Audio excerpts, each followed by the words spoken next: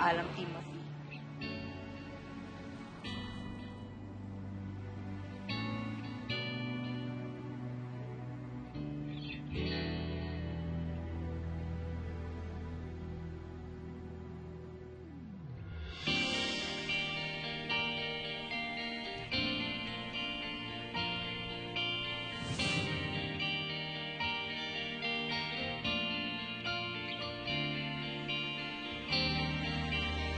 Kanta natin yan.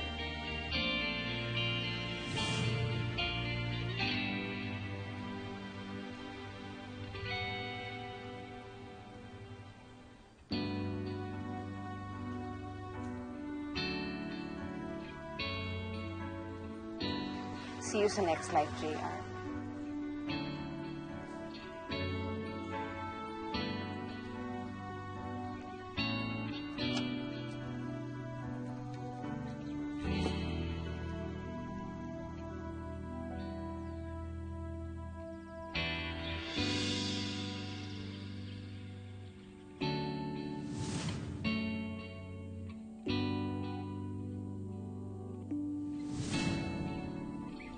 Bye, Jason.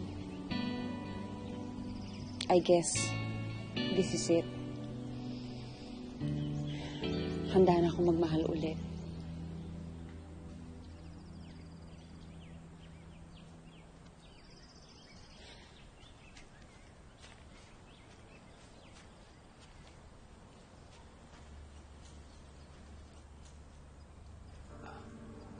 Gilbert, okay ka lang?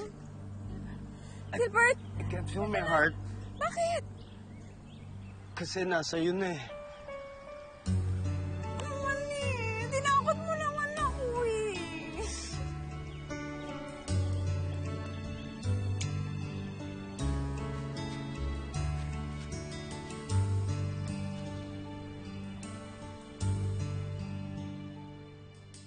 Meron talaga na isa na inilaan ng Diyos para sa'yo. Meron talagang prepare ang Panginoon na makakasama mo habang buhay. And I guess throughout the time, yung pagmamahal sa tao na kahit na wala na sila, it's still there. Kasi they're part of your life and they taught you a lot. I guess guide ko na kung ano man yung nangyayari sa akin, itatrust ko ang Diyos na meron siyang talagang plano. And that is not to harm us, but to give us a future, a brighter future na makikita niya na masaya rin tayo. Ang lahat ng bagay na nararanasan natin ay may dahilan.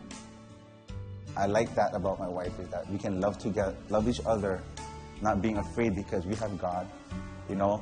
And that's one thing I like about having God in a relationship is that we can have adventures in this life and not be afraid because we can trust Him wherever we go, whatever happens.